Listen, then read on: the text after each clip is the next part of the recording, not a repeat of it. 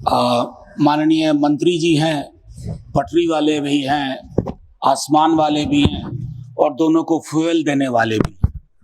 तीन महत्वपूर्ण महकमा हमारे समक्ष हाजिर है।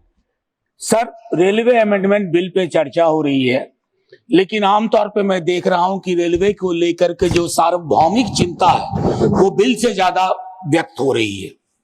तो मैं दो चार चीजें उसमें, माननीय उपसभापति जी, सबसे पहले तो हमें ये जानना होगा कि भारतीय रेल की हमारी अवधारणा क्या है। मैं 3 फिल्में ले रहा हूं। पाकीज़ा, जिसमें ट्रेन बोलती है, आप पाकीज़ा में बार बार ट्रेन का सीक्वेंस आना वो कई चीजों के प्रतीक के रूप में इस्तेमाल हुआ है। दूसरा, गमन, माइग्रेशन की पूरी पीड़ा, और मैं उस क्षेत्र से आता हूं जहां की ट्रेनों के नाम वहां के हालात बयान करते हैं। श्रम शक्ति, श्रमजीवी, जनसाधारण। वंदे भारत अभी तक हमारी किस्मत में आया नहीं है। मैं कुछ बातें, माननीय उपसभापति महोदय, और एक फिल्म है कूली, उसके भी क्या निहितार्थ थे हम सब वाकिफ हैं।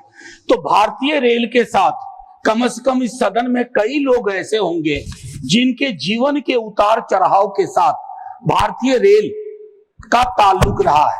मैं उनमें से एक हूं। अपनी जिंदगी के हर पड़ाव पे भारतीय ट्रेन ने मुझे सुकून भी दिया है और मुझे सोचने समझने की शक्ति भी दी है, खिड़की के पास बैठ करके। माननीय उपसभापति महोदय, ये कोइंसिडेंस नहीं है कि आज मैं सुबह बाहर अपने घर के खड़ा था, कूली मोर्चा के साथी आए और उन्होंने अपनी चिंताएं मेरे समक्ष कही। हम सब ने कुंभ का बहुत जिक्र किया। प्रयागराज स्टेशन पे जो पारंपरिक रूप से काम करने वाले कूली थे, उनको दरकिनार करके आउटसोर्सिंग की गई। पूरा दस्तावेज है सर, सौंप भी दूंगा। कूलियों को लेकर के मेरे पास इसलिए भी संभवतः आए होंगे क्योंकि लालू जी के कार्यकाल में कूली वर्ग को जो सुविधाएं दी गई वो महत्वपूर्ण है, याद करना। बाकी नव उदारवाद ने कई प्रस्थापनाएं बदल दी हैं। लोकल फॉर वोकल की हम बात करते हैं, कुल्हड़ को हमने आखिरी सलाम करके किनारे कर दिया। तो कुछ चीजें जो मैं कहना चाहूंगा, मैं माननीय मंत्री जी से कहूंगा, do we really require 100% electrification? क्या ये हमारे लिए सबसे बड़ी प्राथमिकता हो? उस रूट पे भी इलेक्ट्रिफिकेशन, जहां दिन में सिर्फ एक गाड़ी चलती है यहां से वहां, और मढ़ौरा में जो डीजल इंजन बन रहा है जिसकी कोडल लाइफ 30 ईयर्स, उसका क्या होगा? अभी भी मढ़ौरा में निर्माण हो रहा है। माननीय मंत्री जी से ब्यूटिफिकेशन पे बहुत खर्च हुआ, अच्छा लगता है, लेकिन एंड यूजर को क्या हासिल हो रहा है खूबसूरत चमचमाती स्टेशन से? क्योंकि मैं देख रहा हूं सर, प्रीमियम ट्रेनों पे जो प्रीमियम है सरकार का, वो बाकी ट्रेनों को नहीं है सर। हाल में मैं तमिलनाडु एक्सप्रेस से गया था। माननीय मंत्री जी से मैंने एक दिन लाइटर वेन में आग्रह किया था कि आप अपना प्रशासनिक अमला लेके विजिट मत करो, वेश बदल करके उन ट्रेनों में जाइए। श्रमजीवी, श्रम शक्ति, टीएन एक्सप्रेस, कोई आपको पहचाने नहीं कि आप अश्वनी वैष्णव है, तो आपको फर्क पता चलेगा। माननीय मंत्री जी, IRMS बनाया, लेकिन उसमें 8 सर्विस और जोड़ दी। क्या हासिल हुआ भाई? पुनर्विचार करिए, कुछ फैसले अगर बदलने पड़े। अब इसमें 8 नई सेवाएं, 4 वर्षों से चल रहे सर्विस निगोशिएशन का कुछ हासिलात नहीं हुआ। मेरा मानना है कि पहले का जो रेलवे का था कि 5 बोर्ड मेंबर्स बोर्ड में जो अपना अपना डोमेन नॉलेज लेके आए, उनको उसको बहाल किया जाए।